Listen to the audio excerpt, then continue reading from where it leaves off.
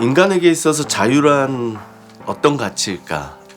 절대적인 가치일까?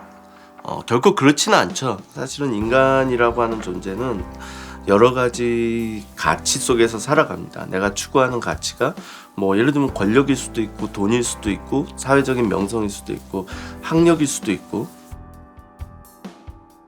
이 자유라고 하는 거는 모든 사회적 가치가 그렇습니다. 상대적이기도 하고 그리고 중첩적이기도 해요.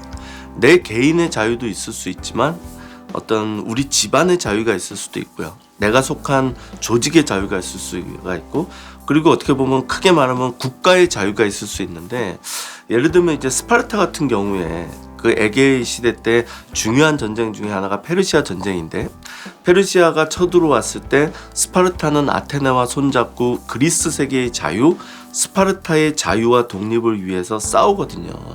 그때 이제 뭐 페르시아 제국 그런 얘기를 하죠. 우리가 너희들에게 그리스 세계 전체에 대한 지배권을 줄 테니 우리에게 항복해라. 근데 스파르타는 그것조차도 거부해요. 형식적인 굴복조차도 우리는 받아들일 수 없다. 왜? 우리의 자유가 너무 중요하기 때문에. 그럼 스파르타라고 하는 사회는 자유로운 사회였냐? 아이러니하게도 그렇지 않거든요. 스파르타는 아테네에 비해서 훨씬 과두제고 귀족이 존재하고 두 명의 왕이 존재하고, 그러니까 그들의 자유는 어떻게 보면 오늘날 우리가 생각하는 그런 자유는 아닌 거예요. 그렇지만 그들에게는 그 공동체 전체의 자유란 게 너무 소중한 거죠. 그걸 위해서 싸우는 겁니다. 사실은 조선의 의병 활동 같은 것도 그래요. 우리가 나라를 잃었을 때 이 나라를 독립시키기 위해서 수많은 사람들이 목숨을 걸고 싸웠습니다. 그때 뭐 양반만 싸웠다 이런 게 아니죠. 사실은 조선이라고 하는 나라에서 훨씬 자유롭지 않고 훨씬 힘들게 살아갔던 수많은 일반 백성들이 이 나라의 자유와 독립을 위해서 싸우는 거거든요. 그들에게 조선이 자유와 독립이 어떤 의미가 있는 거죠?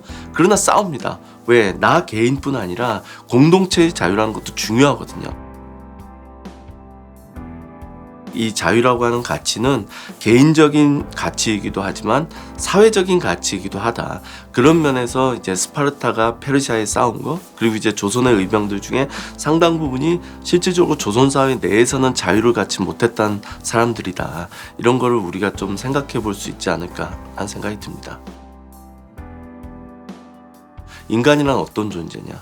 인간이 살아가기 위해서는 어떤 상황이어야 되느냐, 어떤 가치를 추구해야 되느냐. 그랬을 때 그 페리클레스라고 하는 아테네의 위대한 지도자가 있습니다. 여기 있네요. 이 책의 주인공인 페리클레스는 그런 이야기를 하죠. 인간이 행복하게 살아가야 된다. 인간은 왜 존재하죠?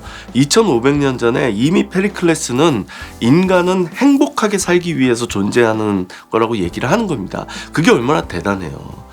조선시대 때, 고려시대 때 우리에게 인간의 조건이란 게 있나요?